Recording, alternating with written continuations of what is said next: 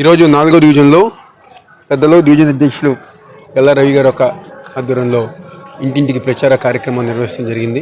ఈ కార్యక్రమంలో కోఆప్షన్ సభ్యులు పెద్దలు సుబ్బారావు గారు కానివ్వండి, ప్రాధిక గారు కానివ్వండి, అంజబాబు గారు కానివ్వండి, మన మహిళా నాయకులు కానివ్వండి, అదేవిధంగా స్టేట్ వైఎస్ఆర్ కాంగ్రెస్ పార్టీ నాయకులు కానివ్వండి, ప్రతి ఒక్కరు గారు ఈ కార్యక్రమంలో పాల్గొని ఇంటింటికి వెళ్ళి గారు ఈరోజు ఈ ప్రాంతంలో ముఖ్యంగా జరిగిన అభివృద్ధి కార్యక్రమాల గురించి, ఎందుకంటే అనేక సందర్భాల్లో తెలుగుదేశం పార్టీ నాయకులకి మేము అనేక సందర్భాల్లో చెప్పాం, మీరు ఏదైతే ప్రచారం చేస్తున్నారో ఈ రాష్ట్రంలో అభివృద్ధి జరగలేదు అని చెప్పి ఏదైతే చెప్పారో, ఈ రాష్ట్రంలో మరీ ముఖ్యంగా తూర్పు నియోజకవర్గంలో అభివృద్ధి జరిగిందని చెప్పడానికి ఉదాహరణ 4వ డివిజన్. దాదాపుగా 18 కోట్ల రూపాయలు ప్రతి కాలనీలో, అంటే పలానా కాలనీలో జరగలేదు అని చెప్పి అనిపించుకోకుండా ఎన్టీఆర్ కాలనీ, వెటనరీ కాలనీ, లైలో గార్డెన్స్, వెంకటేశ్వర నగర్ దగ్గర నుంచి సుబ్బారావు కాలనీ కానివ్వండి, ఈరోజు భారతీ నగర్ కానివ్వండి, బ్యాంక్ కాలనీ కానివ్వండి, అంబేద్కర్ నగర్ కానివ్వండి, శ్రీనగర్ కాలనీ కానివ్వండి, గురునానక్ నగర్ కాలనీ కానివ్వండి, ఏదైతే 4వ సిటిఓ కాలనీ కానివ్వండి, ఏపీఐసి కాలనీ కానివ్వండి, 4వ డివిజన్కి సంబంధించిన ప్రతి కాలనీలో కానీ ఈరోజు మేము అభివృద్ధి కార్యక్రమాలు చేసాం. పార్కులు, రోడ్లు, డ్రైనేజు, జిమ్ము, స్విమ్మింగ్ పూలు, ఇలా చెప్పుకుంటూ పోతే ఈ డివిజన్లో కాలనీ పెద్దలు అడిగిన ప్రతి పని గర ఈరోజు ఎన్టీఆర్ కాలనీలో దాదాపుగా 8 రోడ్లు ఉంటే 8 రోడ్లు వేసింది వైఎస్ఆర్ కాంగ్రెస్ పార్టీ ప్రభుత్వంలోనే. వెటనరీ కాలనీలో కానివ్వండి, ప్రతి కాలనీలో అభివృద్ధి చేసాం. 5 సంవత్సరాలు తెలుగుదేశం పార్టీ వాళ్ళు ఎందుకు చేయలేకపోయారు? ఈరోజు ఏ ఇంటికి వెళ్ళినా, ఏ కాలనీ ప్రాంతానికి వెళ్ళినా పెద్దలందరూ గారు కిందకు వచ్చి మరి ఈరోజు మా అందరికీ మద్దతు ఇస్తున్నారు. కారణం ఈరోజు మేము చేసిన అభివృద్ధి.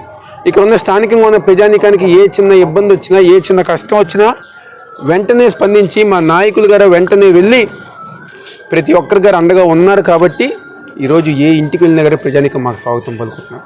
ప్రతి కాలనీలో గారు ఈసారి మా ఓటు మీకే, మా మద్దతు మీకే అని చెప్పని ప్రతి కాలనీ పెద్దలుగా చెప్తారు. అదేవిధంగా దాదాపుగా 50 కోట్లకు పైగా సంక్షేమ కార్యక్రమాలు ఈరోజు ఈ డివిజన్లో చేశాం. అందరూ ఏమనుకుంటారు, కాలనీ ప్రాంతంలో సంక్షేమ కార్యక్రమాలు ఏముంటాయి అనుకుంటారు. కానీ ఈ ఒక్క డివిజన్లో దాదాపుగా నాకు తెలిసి 5 సచివాలయాలు ఉంది. 5 సచివాలయాల్లో 50 కోట్ల రూపాయలు ఈరోజు సంక్షేమ కార్యక్రమాలు చేసిన ప్రభుత్వం జగన్మోహన్ రెడ్డి గారి ప్రభుత్వం.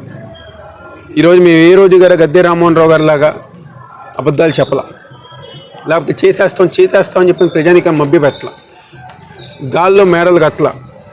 మేము ఏదైతే చేయగలమో, ఏదైతే చెప్పామో అవన్నీ గారు పూర్తి చేసి, ఇదివరకు తెలుగుదేశం ప్రభుత్వంలో ఏదైనా రోడ్డు కావాలంటే కాలనీ వాళ్ళ దగ్గర కాంట్రిబ్యూషన్ అడిగేవారు. కాంట్రిబ్యూషన్ అంటే మీరు 50% ఇవ్వండి, మేము 50% పెడతామని చెప్పి. కానీ వైఎస్ఆర్ కాంగ్రెస్ పార్టీ అధికారంలోకి వచ్చిందన్నా ఏ రోడ్డు కన్నా ఎవరినైనా కాంట్రిబ్యూషన్ అడిగామని చెప్పి ఒక్కసారి మీరు కాలనీ వాళ్ళు అడగండి. తెలుగుదేశం పార్టీ వాళ్ళు కాంట్రిబ్యూషన్ ఎందుకు అడిగేవారంటే, గద్దె రామ్మోహన్ గారు ఒక కజిన్ బ్రదర్ గద్దె రమేష్, తనే కాంట్రాక్టర్గా ఉండేవారు. తన సొంత లాభం కోసం గద్దె రామ్మోహన్ ఒక సొంత తమ్ముడు, ఒక కజిన్ తమ్ముడు గద్దె రమేష్ కాంట్రాక్టర్ ఎవరైతే ఉన్నారో, తన సొంత లాభం కోసం ఈరోజు ప్రజానికం కాలనీ వాళ్ళ దగ్గర కాంట్రిబ్యూషన్ తీసుకుని మిగిలింది వాళ్ళు వేసే విధంగా, వాళ్ళు ఖర్చు పెట్టే విధంగా, కార్పొరేషన్ ఖర్చు పెట్టే విధంగా, దాని ద్వారా సొంత లాభంగా వాళ్ళ తమ్ముడికి ఇచ్చే విధంగా ఈరోజు గద్దె రామ్మోహన్ చేశారు. ఇది మాట అబద్ధం కాదా? నిజం కాదా? అబద్ధం అని చెప్పండి. ఈరోజు తన సొంత మనుషుల కోసం, తన సొంత లాభం కోసం అబద్ధాలు చెప్పి ఎటువంటి అభివృద్ధి కార్యక్రమాలు చేయాలి.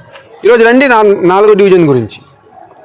4వ డివిజన్లో మేము చేసిన అభివృద్ధి గురించి ఏ రోజుకైనా మేము చర్చకు సిద్ధం. మీరు సిద్ధంగా ఉన్నారా? మేము చేసిన కార్యక్రమాల గురించి మాట్లాడటానికి మేము సిద్ధంగా ఉన్నాం. మీరు సిద్ధంగా ఉన్నారా? ఈరోజు కులాలు లేవు, మతాలు లేవు, పార్టీలు లేవు అని ఏది చూడకుండా ఉన్నాం. కాబట్టే ఈరోజు ప్రజానికం మాకు అన్ని విధాలుగా సహకరిస్తున్నారు, మాకు మద్దతు ఇస్తున్నారు. ఏ ఇంటికి వెళ్ళినా మా మద్దతు మీకే అని చెప్పని అంటున్నారు. నిన్న నామినేషన్ ర్యాలీ చూసిన తర్వాత తెలుగుదేశం పార్టీ వాళ్ళకి ఏం అర్థం కావట్లా. ఒక పక్క మా రామ్మోహన్ ఏమో పెట్రోల్ ధరలాగా 50,000 అంటున్నారు. ఇక్కడ చూస్తేనేమో అది రివర్స్లో వైసీపీకి మెజార్టీ అంత వచ్చేలాగా ఉంది. మా పరిస్థితి ఏంటని చెప్పని తెలుగుదేశం పార్టీ వాళ్ళు అయోమయంలో ఉన్నారు. ఏది ఏమైనా ఈరోజు ప్రజానికం ఒక అండదండలతో, ప్రజానికం ఒక దీవెలతో మేము చేసిన సంక్షేమ కార్యక్రమాలు చేయూత కానివ్వండి, అమ్మఒడి కానివ్వండి, ఇళ్ల స్థలాలే కానివ్వండి, ఇలాగా ప్రతి కార్యక్రమాలు ఏవైతే మేము చేసామో అవి రానున్న రోజుల్లో మరింత మంచిగా ప్రజానీకానికి అందించే విధంగా, చేసిన అభివృద్ధి కార్యక్రమాలు ఇంకా మంచి అభివృద్ధి కార్యక్రమాలు చేసే విధంగా ఈరోజు ఏదైతే మేము చెప్తాం. ఎందుకంటే మొన్నగర వార్తాపత్రికలు వచ్చింది, రామ్మోహన్ గారు ఆయన మనస్తత్వం నేను గతంలో గారు చెప్పా. కాల్ మనీ కానివ్వండి, సెక్స్ ర్యాకెట్ కానివ్వండి, బెట్టింగ్లే కానివ్వండి, ప్యాకెటే కానివ్వండి. ఈరోజు మొన్న వార్తాపత్రికల్లో గారు చూసాం, ఒక మహిళ గారు కేసు పెట్టింది. రామ్మోహన్ గారి సొంత అనుచరుడు నన్ను ఇబ్బంది పెట్టారు, నన్ను కొట్టారు, కాల్ మనీలు తిప్పుతారని చెప్పి, దానికి రామ్మోహన్ గారు ఏం సమాధానం చెప్తారని చెప్పి ఈరోజు మీ అందరి ద్వారా అడుగుతున్నాను. దానికి చెప్పే సమాధానం ఏంటి? ఈరోజు ఆయన చుట్టుపక్కల అందరు గారు ఇలాంటి మనుషుల్ని పెట్టుకుని ఈరోజు ఈ యొక్క విజయవాడ నగరాన్ని నాశనం చేసే విధంగా గద్దె రామ్మోహన్ గారు పూనుకుంటున్నారు.